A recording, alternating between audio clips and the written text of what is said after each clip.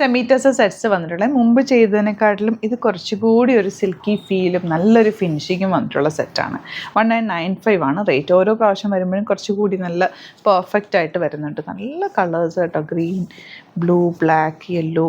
ആ ടസറിൽ നമ്മുടെ പ്രിൻ്റഡ് ടസറിൽ വരുന്ന കളേഴ്സിൽ ആ ഒരു കളേഴ്സിലാണ് വന്നേക്കുന്നത്. ഇഷ്ടം എന്നിട്ട് സൈറ്റ് ബുക്ക് ചെയ്യുക, ഓപ്പൺ ചെയ്ത് കാണാം. ഫസ്റ്റ് കളർ ഇതുപോലെ നല്ല ഭംഗിയുള്ളൊരു യെല്ലോ ഷെയ്ഡ് എന്ന് പറയാൻ നല്ല രസമുള്ള ദുപ്പട്ടയുമാണ്. 1995 ആണ് റേറ്റ് വരുന്നത്. നെക്സ്റ്റ് കളർ വയലറ്റ് ആണ്. സോഫ്റ്റ് ആണ്, ലൈറ്റ് വെയ്റ്റ് ആണ് ഫാബ്രിക്. എല്ലാവർക്കും എന്താ 46 48 50 ഒക്കെ ഉള്ളവർക്ക് ഒക്കെ തയ്ച്ചിടാം. കാരണം നല്ല ഷേപ്പിൽ കിടക്കും, ഒത്തിരി ഇങ്ങനെ സ്റ്റിഫായിട്ട് നിൽക്കുന്ന ഫാബ്രിക് അല്ല, ചേർന്ന് കിടക്കുകയും ചെയ്യും. ആ ഒരു ടസറിൻ്റെ ലുക്കും തരുന്നുണ്ട്. ദുപ്പട്ടയ്ക്കാണെങ്കിൽ എന്ത് ഭംഗിയാണ്, അത്ര രസമുള്ള കളറും. ഇതുപോലെ ക്ലാസി ആയിട്ടുള്ള സെറ്റ് ലൈനിങ് വെച്ചിട്ട് തയ്ക്കുക.